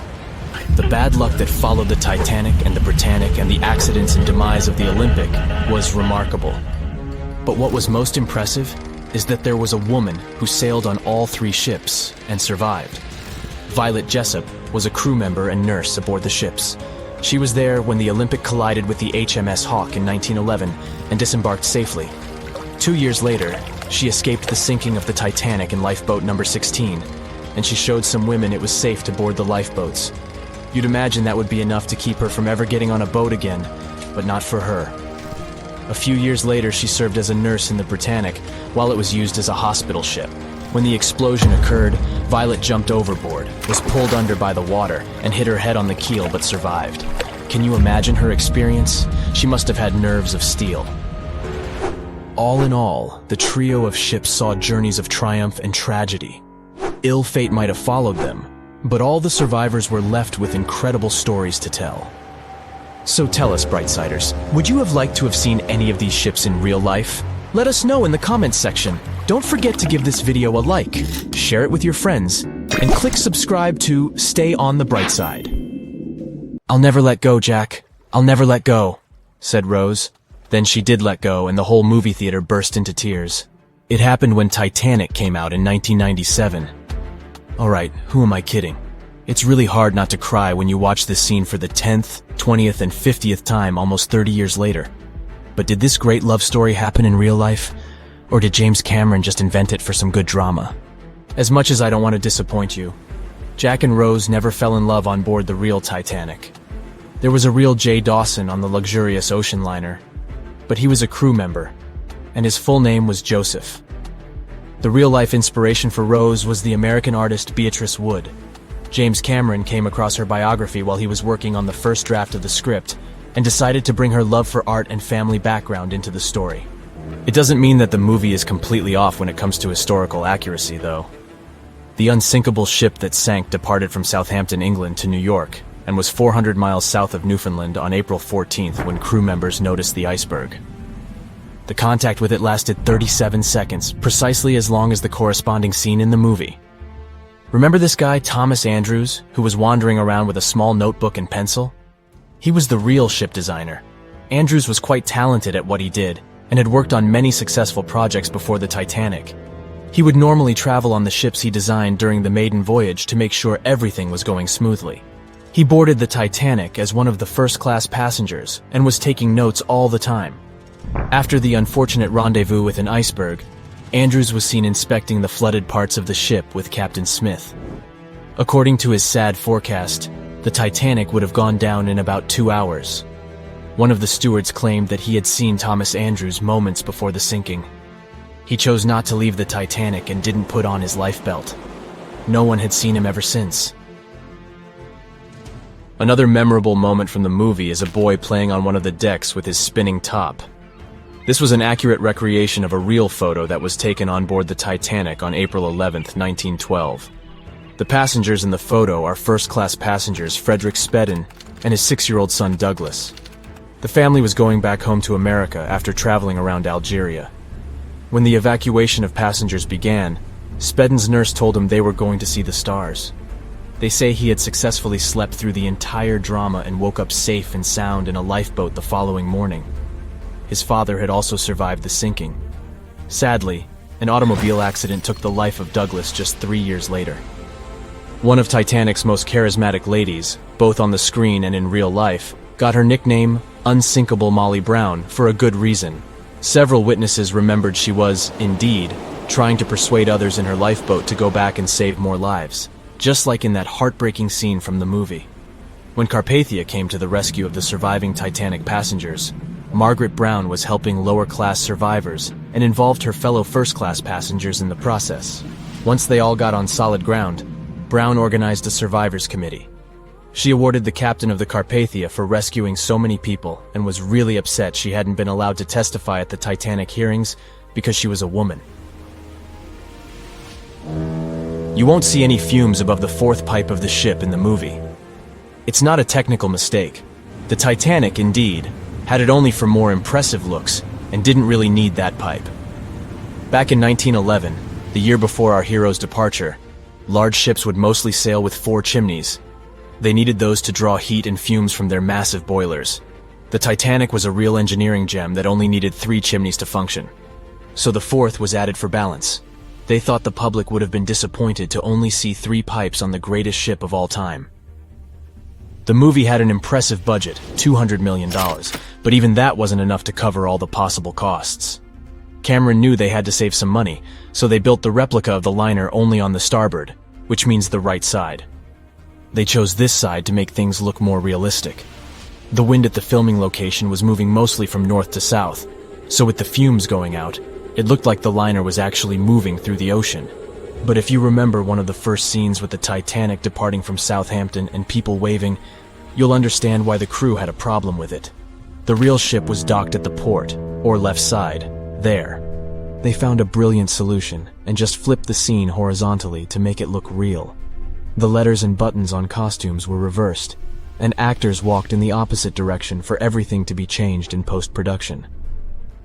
One of the scenes I can't watch without tears is the elderly couple holding on to each other as they go down with the Titanic. The couple who inspired this heartbreaking episode were real people, some of the richest passengers of the not-so-unsinkable ship. They were Isidore and Ida Strauss, and they owned Macy's. When news of the disaster spread, they put on life jackets and ran to the decks along with others. Ida stepped onto the lifeboat, but Isidore refused to do so before all the ladies and little ones were there. Ida didn't want to leave her husband. She climbed out of the lifeboat and handed her mink coat to her maid, saying she would no longer need it. Isidore wrapped his arms around Ida, and they remained on the bridge of the ship until a huge wave swept them both into the sea. So the bed scene wasn't that accurate, and James Cameron later admitted he had taken some license as a director. You know this guy who was drinking from a flask next to the main characters as the ship was going down? His name was Charles Jugan from England, and he was in charge of 10 bakers, 2 confectioners, and a Vienna baker aboard. He was expecting to earn a real lump sum, and would have been one of the best-paid crew members if everything had gone well. The night the iceberg hit, Joe Hinn was off duty, taking a rest in his bunk. He immediately woke up and sent his bakers to deliver bread to lifeboats. He then returned to his room for a drink. Once he came back on the deck, he helped others get in his assigned lifeboat. There was no more room for Charles inside, so he ended up on the outside of the rails of the ship. Finally, when the Titanic submerged, he just swam away, and as the sun rose again, he found one of the lifeboats and was rescued by Carpathia. The contents of the flask must have helped him survive. The well-dressed man who decided to stay on the Titanic forever was American businessman Benjamin Guggenheim. That last name probably sounds familiar. And yes, he was from that famous family. Guggenheim was traveling with his valet, his significant other, a singer from France called Leontine, her maid, and their chauffeur. They all boarded the Titanic in France during one of the short stops it made after leaving Southampton. When disaster struck, Benjamin was helping the ladies get in their lifeboat. He reportedly said they were only saying goodbye till the next day. He was sure the ship would be quickly repaired. After helping many women and youngsters get in the boats, Guggenheim chose not to fight over the remaining seats. He and his valet returned from the decks to their first-class suite and put on their finest suits to go down like gentlemen. They said it was the most technologically advanced ship. They said it was unsinkable. And when it sank, they made a movie about it. These were the main reasons why the Titanic disaster became world famous. But unfortunately, this is not the only large-scale shipwreck. And sadly, there have been cases much worse than the tragedy of the Titanic. One of them occurred on April 27, 1865. The Sultana steamboat carried passengers and cargo daily between St. Louis and New Orleans. It was a pretty large wooden boat with 3 decks and was 260 feet long and 70 feet wide, almost twice the size of a basketball court. The ship could carry about 350 passengers, but on that unfortunate day, more than 2,000 people were on it. On April 23rd, she was making a routine voyage from New Orleans when it broke down. Something was wrong with the boiler, so the vessel docked in Vicksburg for repairs. At the port, the ship's captain, James Cass Mason, found out about an excellent opportunity to earn a lot of money. All he needed to do was to transfer a large group of former prisoners to the north. The captain agreed to do it, but the problem was that the boiler required a lot of time to repair. Mason was afraid that his competitors would take the job, so he decided to sail despite the malfunction the ship had. He patched up the holes in the boiler instead of a big repair and invited all the ex-prisoners on board. So, there was a broken boiler, an excess number of passengers, a lack of lifeboats, and not the best river conditions. Also, the captain refused to send the ex-prisoners to the hold, so they were all with ordinary passengers. There were strong chances for a shipwreck, but the greedy desire to earn more money was stronger. The Sultana went on a voyage and sailed up the river for 2 days. At this time, one of the biggest Mississippi floods in history began. The river overflowed its shores because of the flood, with the water level rising several feet. All the trees on the shore disappeared, and only the tops were sticking out of the water. The ship sailed opposite this powerful current, making the boiler work too hard. On the evening of April 26th, the Sultana arrived in Memphis, Tennessee, and they loaded even more, 120 tons of sugar and 200 passengers. She got incredibly heavy. Around midnight, the ship continued its dangerous journey. The captain sailed to barges to load a shipment of coal. At 1 a.m., the vessel left the barge. At 2 a.m., the broken boiler, unable to withstand the load, suddenly exploded. The Sultana was just 7 miles north of Memphis. Few people survived that day. The problem was that passengers trying to escape from the fire jumped into a cold river with a strong current. The Sultana disaster is considered the most tragic shipwreck in the history of the United States. The exact number of those who didn't survive is still unknown. According to various sources, this number was from 961 to 1,800 people. Don't be surprised that almost no one knows this story. There were many more survivors in the Titanic tragedy, and everybody heard about it. But the Sultana sank during one high-profile event. 12 days before the shipwreck, the country lost Abraham Lincoln. People hadn't yet recovered from this news, so no one paid much attention to the tragedy of the Sultana. Many catastrophes happened quite recently by historical standards. One of them occurred in 2002. The ferry La Jula was a Senegalese vessel. The ferry sailed twice a week, mainly along the coast of Dakar, carrying passengers who traded mango and palm oil. It made daily voyages and never faced severe problems thanks to modern rescue equipment and good repair service. But one day, the ship's crew discovered a malfunction and sent the boat to port. For almost a year, La Jula was in a non-working condition, awaiting repairs. But it didn't get high-quality service. After poor maintenance, the ferry set off on its last voyage. On September 26, 2002, La Jula sailed between southern Senegal and Dakar, and at 11 p.m. headed toward Gambia, where a strong storm began. The wind raised high waves, but this wasn't critical for the large passenger ship unless the number of people on board didn't exceed the established norm. La Jula was supposed to carry about 500 passengers, but had many more people that day. Too many passengers, poor repairs, and a strong storm caused severe problems for the ship. But the main factor in the shipwreck was that La Jula was only built for sailing in coastal waters, but that day, it sailed far from the shore. Big waves started rocking the boat, and at some point, it just turned upside down. The ship's deck went underwater, and its lower part stuck above the surface like an iceberg. All the passengers sitting in cabins fell on the ceiling and lost their orientation in space. There were no holes or damage in the ship's hull, and water flooded the lower decks for a long time. The vessel stood in a twisted position for several hours. Then, the boat began to sink when the water seeped through the deck and hold. The ocean was warm, but no one came to save the passengers. People had to wait almost 4 days to be rescued. Unfortunately, only a few managed to survive. The Philippines is a very dangerous area for ships. This place consists of several thousand islands and a vast area with shallow water. Ships can run aground and damage the hull with reefs and pitfalls. On September 20th, 1987, one of the most terrible disasters in navigation history occurred there. A Philippine passenger ferry called Dona Paz left one of the islands and sailed toward Manila. The sun was shining, the ocean was calm, and the visibility was good. But for some reason, the crew members didn't notice how the tanker Vector was approaching them. The two ships collided at low speed. The collision wasn't strong, but the problem was that the Vector had tons of oil on board, and the Dona Paz crashed into the cargo hold where that oil was stored. So it spilled all over the ocean, and then a spark slipped through. Not only did the two ships catch fire, but also filled with water.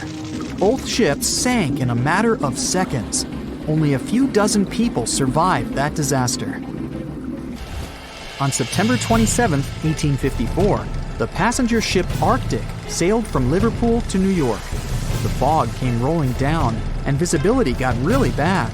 Another boat appeared out of the thick white haze, the French steamer Vesta. The ships were close enough to each other that a collision was inevitable. The French vessel was smaller, so it seemed to the Arctic's captain that Vesta had received a lot of damage. And while he was staring at the other ship, his boat got quickly filled with water.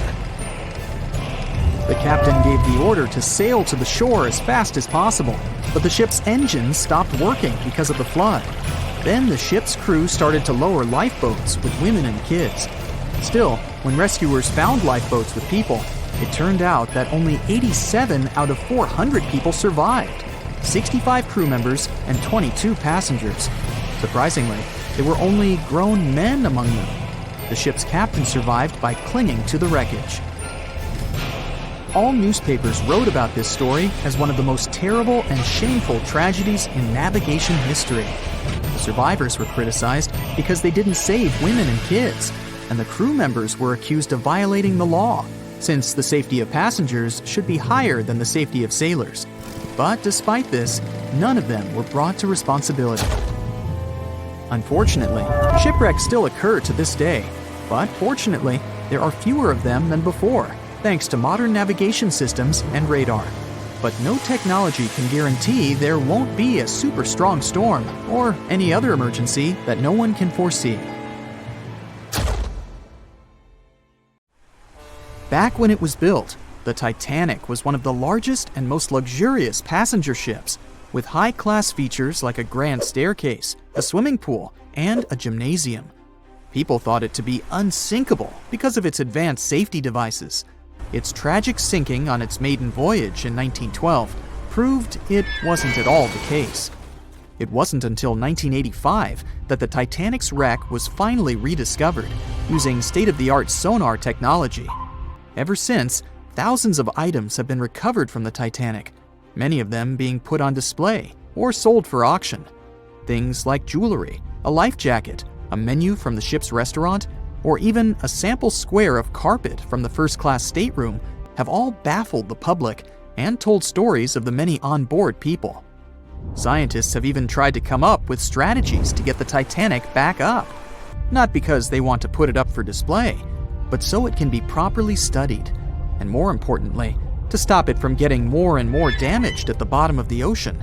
Some have suggested filling the wreck with ping pong balls to make it float, while others even considered injecting it with 198,000 tons of Vaseline. Another creative solution was proposed, the idea of using a giant claw or scoop to lift the Titanic. Nobody came up with this device. Using 500,000 tons of liquid nitrogen to trap it in an iceberg that would float to the surface was also considered, but all these potential strategies had to be eventually let go, since the Titanic is way too fragile to ever be recovered. As the Titanic's iconic bow railings are in danger of collapsing, metal-eating bacteria continue to chew away at the ocean liner's wreckage. An undersea exploration company plans to gather data about the ship's deterioration in annual expeditions. They hope this will help them learn more about the Titanic, and also more about the ecosystem that shipwrecks create. The over 100-year-old ocean liner is also being damaged by deep-sea currents daily. Some experts predict that the ship could disappear in a few decades due to holes in its hull. The deck that passengers crowded on as the ship sank has caved in. The gymnasium near the grand staircase has also fallen in, and a 2019 expedition found that the captain's bathtub, which became visible after the outer wall of the captain's cabin fell away, is no longer there. Those annual expeditions also gather data about the creatures living at the site, including crabs and corals. Surprisingly, many species have only been seen there at the Titanic wreck, so scientists are curious to find out more about them. The most famous out of all these creatures is the Halomonas titanicae. It's a bacteria, and it was discovered on the wreckage of the Titanic. What's interesting about this creature is that it's able to thrive in extremely salty environments. It's also been resistant to several antibiotics, unlike other types of bacteria. It's probably because of this super bacteria that the deterioration of the ship's iron hull happened so fast. The expedition will also look at the debris field and its artifacts. On the site, there are still traces of little personal items like clothes and luggage. One of the most interesting stories about Titanic artifacts is that of the passengers' shoes. Most of the Titanic items that have been lost at sea deteriorated or disappeared completely. But not the shoes. They seem to be able to resist the harsh conditions. On top of that, the leather in most shoes is perfectly preserved, probably because of tannin, a substance used in the tanning process of leather. It helped the shoes resist the damaging bacteria found underwater. All this exploring might have gotten you all excited. If that's the case, I have some good news to share. You might even be able to join the expeditions.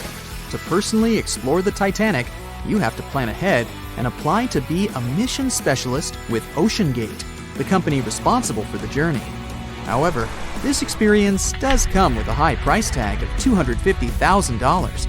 Despite the cost, this once-in-a-lifetime experience is in high demand because of the limited spots available.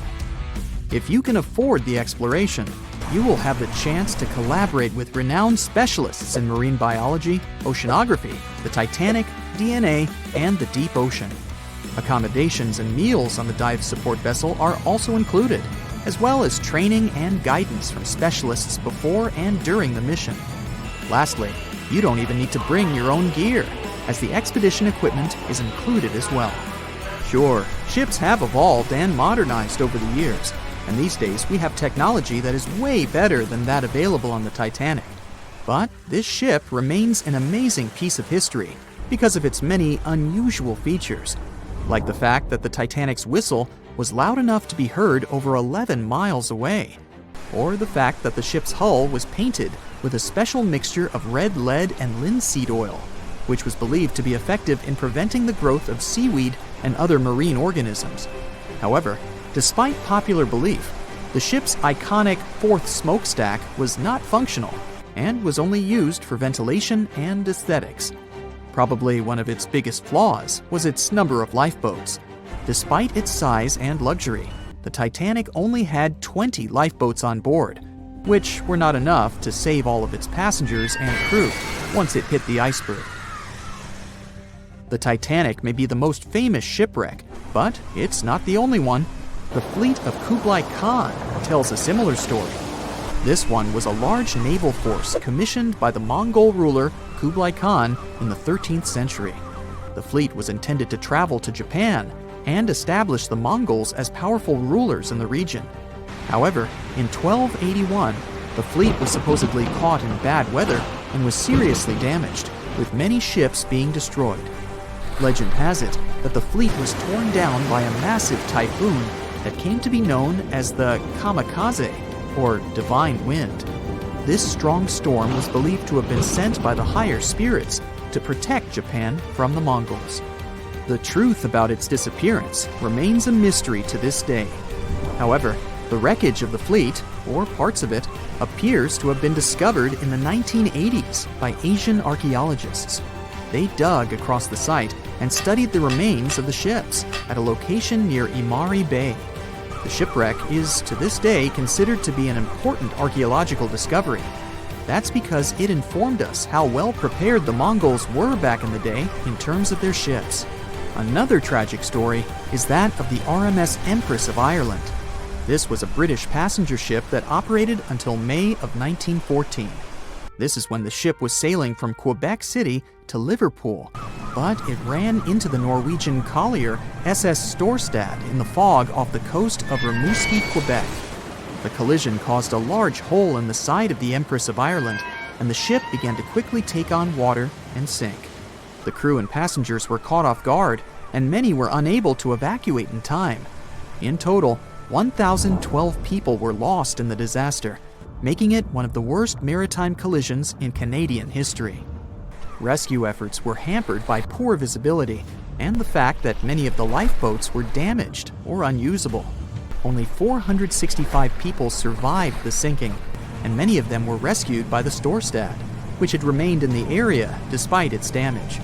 The sinking of the Empress of Ireland was a national tragedy in Canada, and it led to changes in maritime safety regulations and the establishment of a Coast Guard. The ship still lies at the bottom of the St. Lawrence River, where it has become a popular dive site for enthusiasts.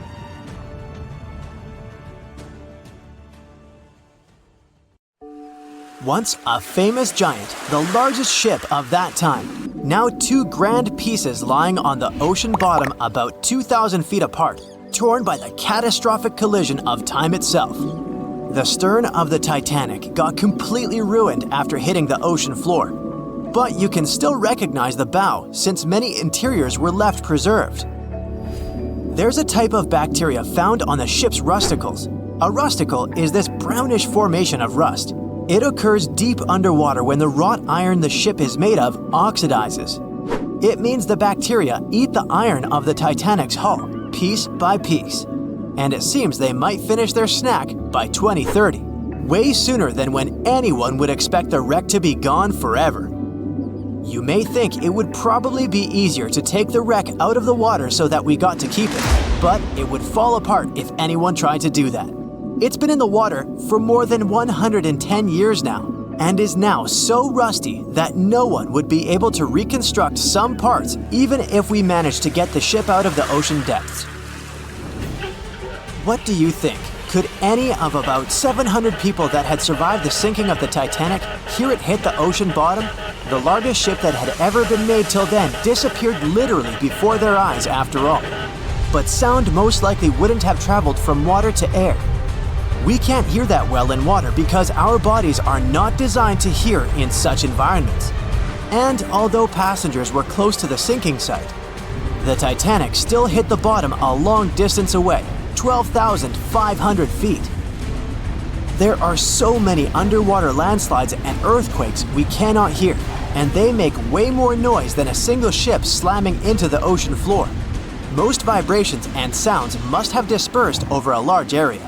Also, the downblast of water, which many believe hit the Titanic after it had touched the bottom of the ocean, would have pushed back the majority of the potential acoustic vibrations. Plus, the bottom of the ocean is not hard enough to produce such loud noises. Many survivors said they had heard terrifying noises as the Titanic was breaking apart, but none mentioned hearing anything after the ship disappeared below the surface of the water. Some survivors shared how chaotic it was when passengers, mainly women and children, were getting into lifeboats. There weren't enough boats, and still, some of them weren't even filled to their full capacity. No one knew how to react properly in such a situation. The lifeboat drill had been scheduled for the morning before the Titanic hit the iceberg, but for some reason, it got canceled. A giant ocean liner everyone believes is unsinkable takes a trip across the ocean. On its way, it strikes an iceberg and sinks. Yeah, we all know how the story goes. But what's scary is that it's also the plot of The Wreck of the Titan, a novel published in 1898, 14 years before the Titanic went to the ocean bottom or was even constructed.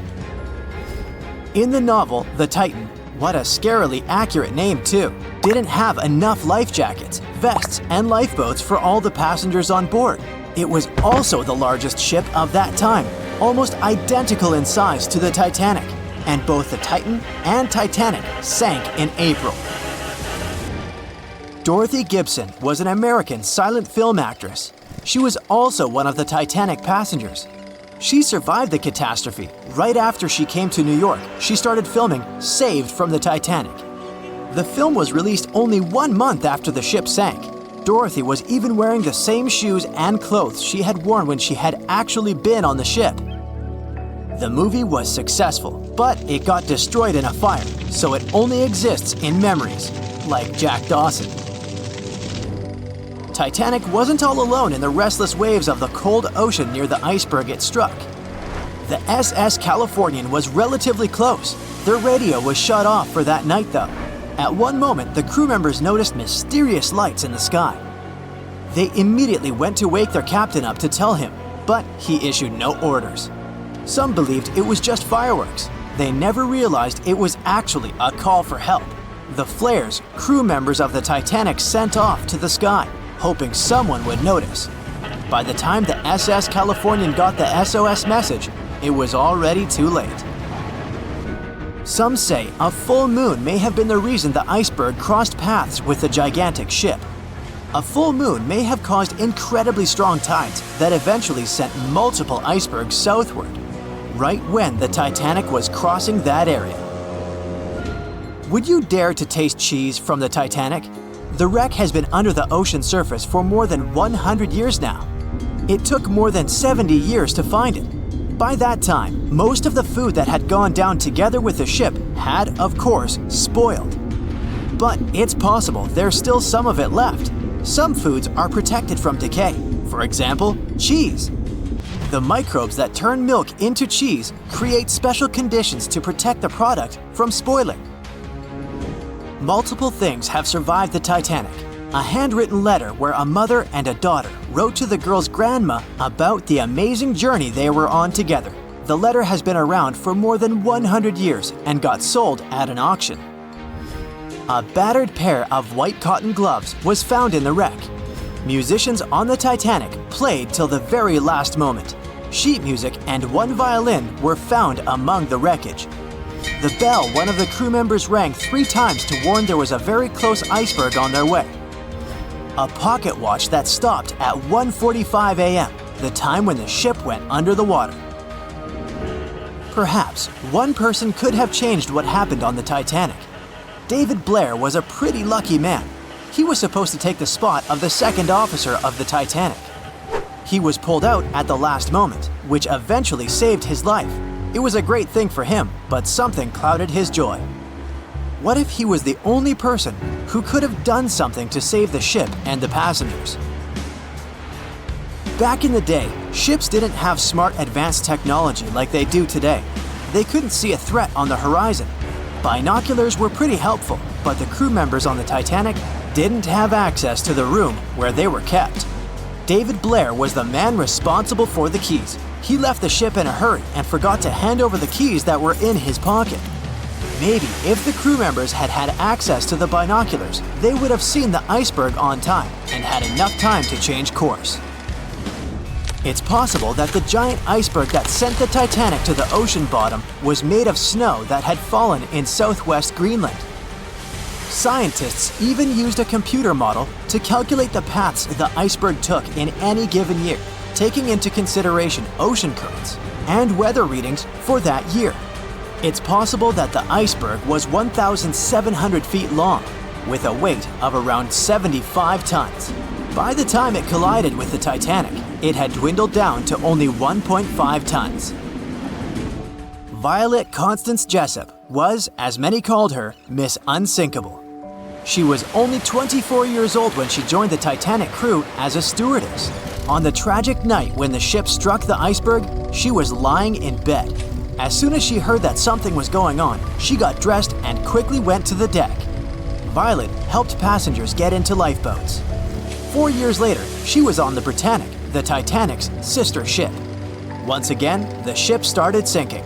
Not only did the woman survive another accident, but she was also once again the one helping other people to escape the vessel before it disappeared below the surface.